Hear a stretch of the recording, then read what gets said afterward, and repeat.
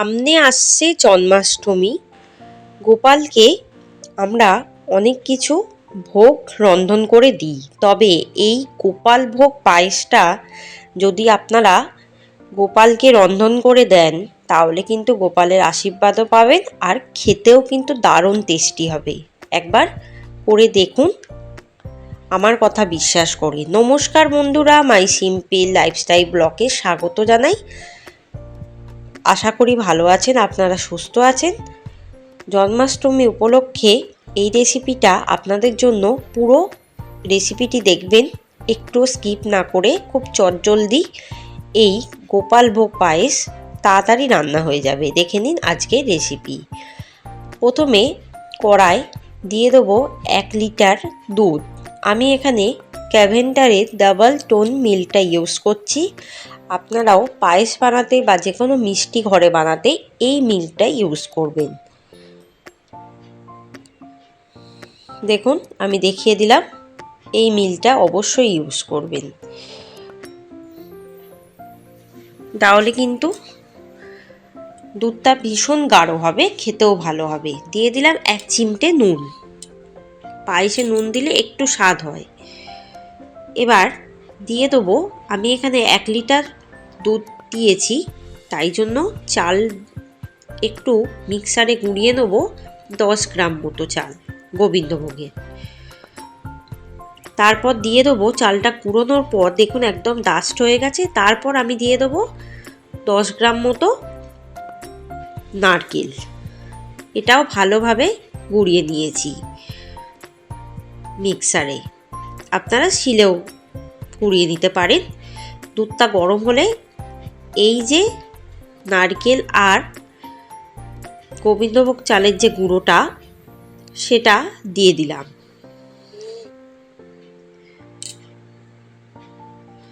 পুরোটাই দিয়ে দিলাম। দেওয়ার পর এবার হাতার সাহায্যে আমি কিন্তু নাড়তে থাকবো, নলে কিন্তু ডেলা পাকিয়ে যাবে। এই রান্নাটা করতে গেলে আঁচটাকে একদম লোতে রাখতে হবে। এরপর পুরোটাই দিয়ে দিলাম, কিছুটা বাছিয়ে রেখেছিলাম। তারপর পুরোটাই দিয়ে দিলাম এই নারকেল আর চালের গুঁড়োটা। দিয়ে দেবো 1 টেবিল চামচ ঘি,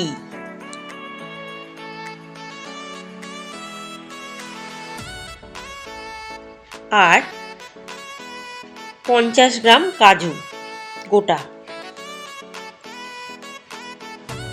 দিয়ে খুব ভালোভাবে নাড়তে থাকবো।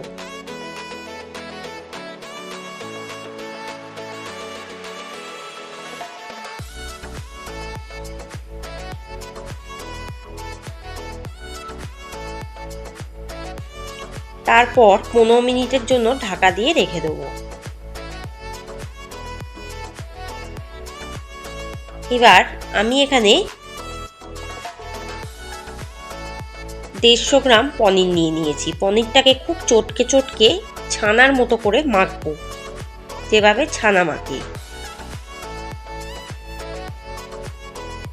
আপনারা বাড়িতে ছানা দিয়েও করতে পারেন, পনির থাকলেও হবে। দিয়ে দেবো 3 টেবিল চামচ দুধ,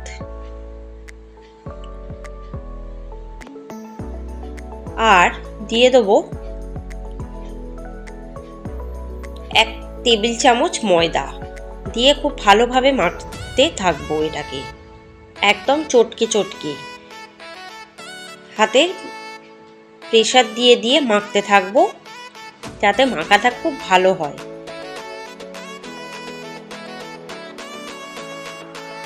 দিয়ে দেবো আরও 1 টেবিল চামচ ময়দা। দিয়ে এবার খুব ভালোভাবে মাখতে থাকবো।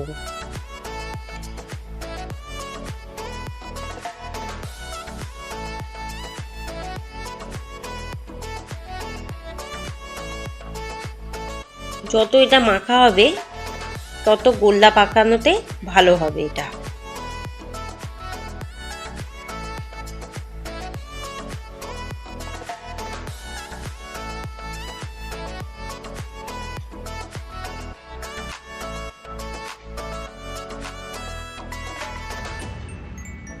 এবার হাতের সাহায্যে গোল্লা পাকিয়ে দেখব যে এই মাখাটা হয়েছে কিনা। দেখুন গোল্লা পাকাচ্ছে, তার মানে মাখাটা হয়ে গেছে। এবার ছোট ছোট করে গোল গোল পাকাবো, রসগোল্লার মতো একদম ছোট ছোট করে গোল গোল পাকাতে থাকবো হাতের সাহায্যে, নাড়ুর মতো।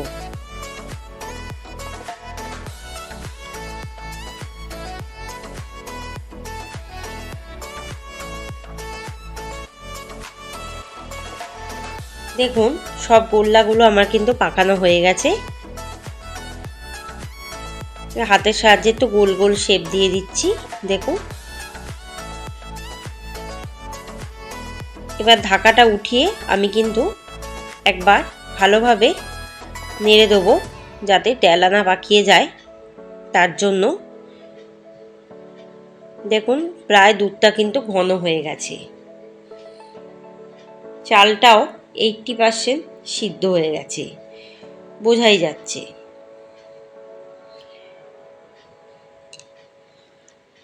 এরপর যে গোল্লাগুলো পাকিয়েছিলাম সেগুলো ঢেলে দিলাম দুধের মধ্যে, দিয়ে ভালোভাবে গোল্লাগুলো দুধের সাথে মিশিয়ে দেবো।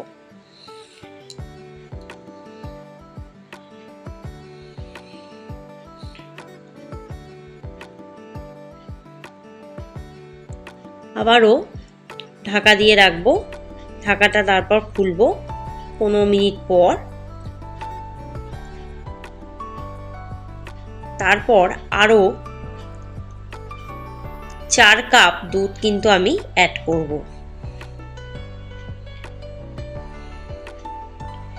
কারণ খুব বেশি ঘন হয়ে গেছে, একটু পাতলা করার জন্য। টোটাল আমি 1.5 লিটার দুধ ইউজ করলাম।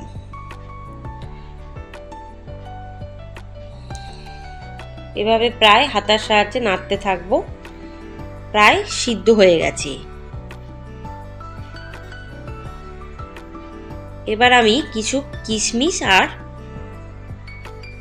আখরোট ইউজ করলাম ড্রাই ফ্রুট হিসাবে। আপনারা যে কোনো ড্রাই ফ্রুট ইউজ করতে পারেন। খুব ভালোভাবে নাড়তে থাকবো। দেখুন গোল্লাটা আর চালটা প্রায় সিদ্ধ হয়ে গেছে। আরও কিছুক্ষণের জন্য ঢাকা দিয়ে রাখবো। 5 মিনিট পর ঢাকাটা খুলবো। দেখুন দুধটা প্রায় ঘন হয়ে গেছে, চালও সিদ্ধ হয়ে গেছে, আর গোল্লাগুলোও সিদ্ধ হয়ে গেছে, কতটা ফুলেও উঠেছে দেখতেই পাচ্ছেন।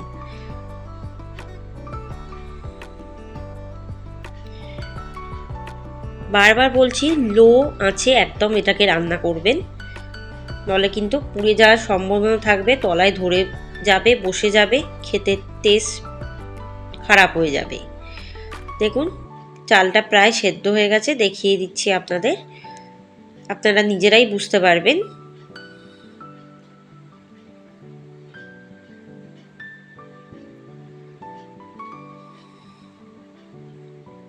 বারে বারে নাড়তে চাড়তে থাকতে হবে যাতে তলাটা বসে না যায়, আর খুব ধৈর্য সহকারে এই রান্নাটা করতে হবে। এরপর দিয়ে দেবো আমি 100 গ্রাম বাতাসা। বাতাসাটা দিলাম একটু কালারের জন্য।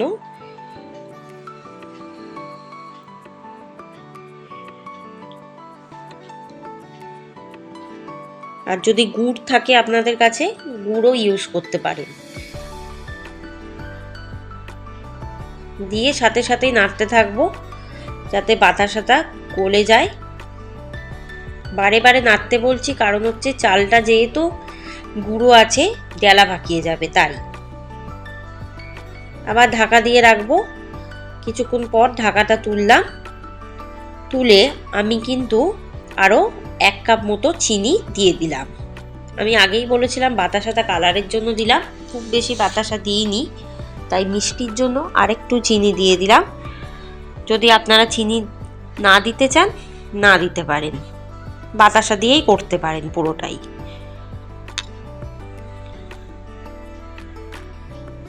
বারে বারে এভাবে নাড়তে থাকবো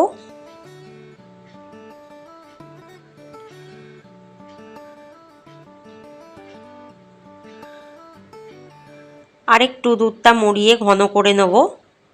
তার জন্য ঢাকা দিয়ে রাখবো মিনিট 15 মিনিট পর দেখুন ঢাকাটা খুললাম, বেশ ঘন হয়ে গেছে দুধটা, পায়েসটা প্রায় রেডি। আরও 15 মিনিট আমি ইন্ডাকশানে রান্না করব, একদম লো আছে, বা গ্যাসের চুলায়ও আপনারা লো আছে রান্না করবেন। আরও 15 থেকে 20 মিনিট কনস্ট্যান্ট নাড়তে থাকবেন।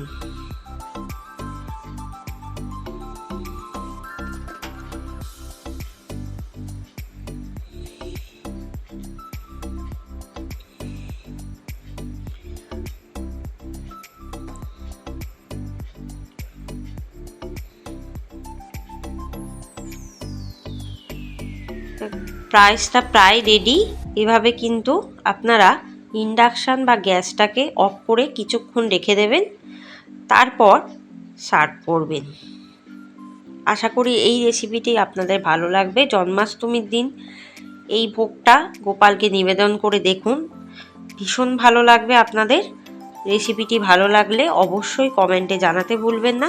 বেল আইকনে ক্লিক করে রাখবেন যাতে ভিডিও ছাড়ার সাথে সাথে আপনাদের কাছে পৌঁছে যায়, আর আমার চ্যানেলে সাবস্ক্রাইব করবেন।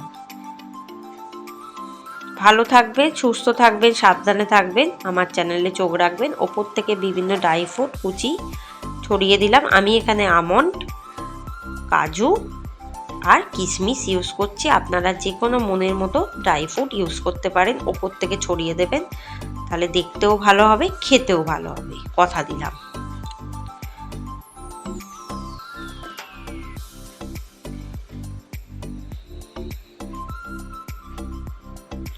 আর রেসিপিটি কেমন লাগলো জানাতে ভুলবেন না। আপনাদের পায়েস খেতে কার কার ভালো লাগে জানাতে কিন্তু ভুলবেন না আমাকে। ধন্যবাদ।